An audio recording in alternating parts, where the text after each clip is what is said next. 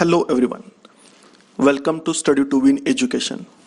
Today's topic of lecture is types of assemblies in metrology.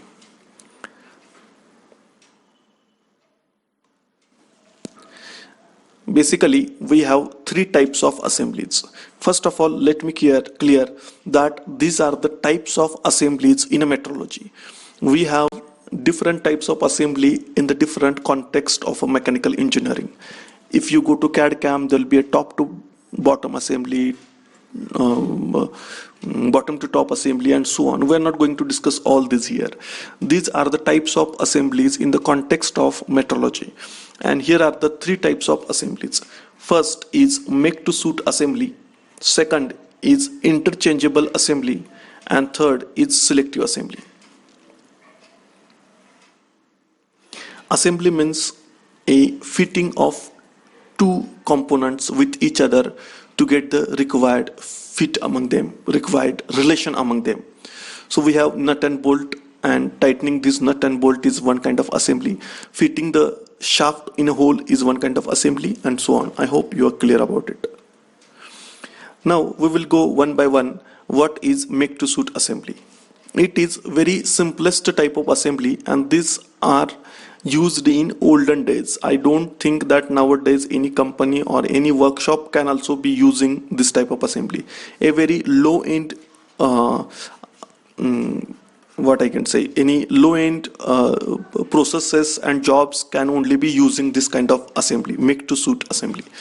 So in this assembly, suppose we have two components, one is the shaft and another is a hole, and we want to assemble these two components. Then in this assembly, what we will be doing is, we will be first making a one component, either hole or shaft.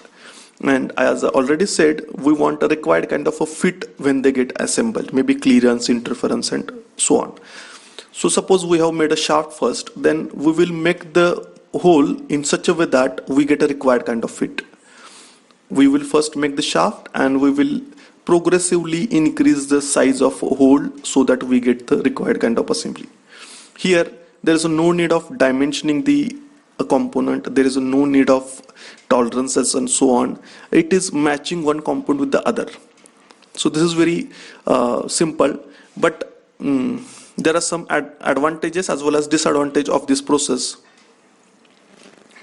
Advantage is that there is almost no rejection. Obviously there will not be any rejection because we are making one component and then the other component we are trying to suit the first component, so there will not be any rejections. But a mass production cannot be continued with this process because this is very slow process, and as you can see, it is not engineered process. It is not suitable for mass production.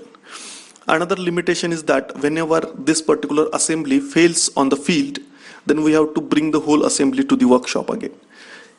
Because since we do not have any dimensions of the part, then again we have to bring this whole assembly and then again produce a part suiting, making suitable for the other components.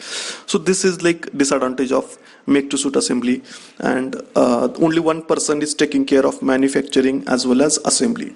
So I hope you got an idea what the make to suit assembly is. Then we have very good assembly, second assembly, that is interchangeable assembly, widely used in industry. It is nothing but parts are manufactured at any corner of the world and they can get assembled at any places, and then still we get a required kind of fit, required kind of assembly. The tolerances, the limits, fits, everything is a part of interchangeable assembly. It is the standard process, and now almost all industries uses interchangeable assembly. That means we are again having the two parts, one is the shaft and another is the hole. So what I want to do is, I suppose want a clearance fit. Then accordingly I'll give the dimensions of the shaft plus minus something. Similarly I'll give the dimensions for hole plus minus something. I may produce this shaft at India, I may produce this hole at some other place like US and all, and I will assemble these two parts in some other country like Belgium suppose. Still I get a clearance fit. Doesn't matter where the shaft has produced, doesn't matter where this hole has produced, still it will deliver the required kind of fit, because the tolerances are designed in such a way.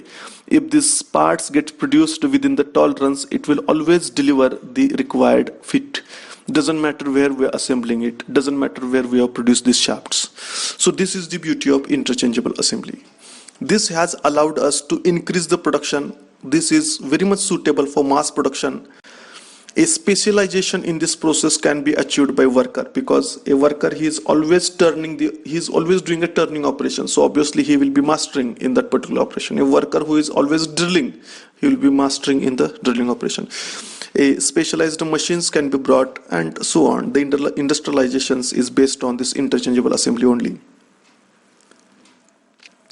Then replacement of a part is easy. That means once suppose the assembly has failed, or any one part of the assembly has failed, then we can just order this part, because we have drawing of this part. We can even reproduce this part without this whole component, because since we have drawing, we can make it anywhere, anytime. So this is all interchangeable assembly.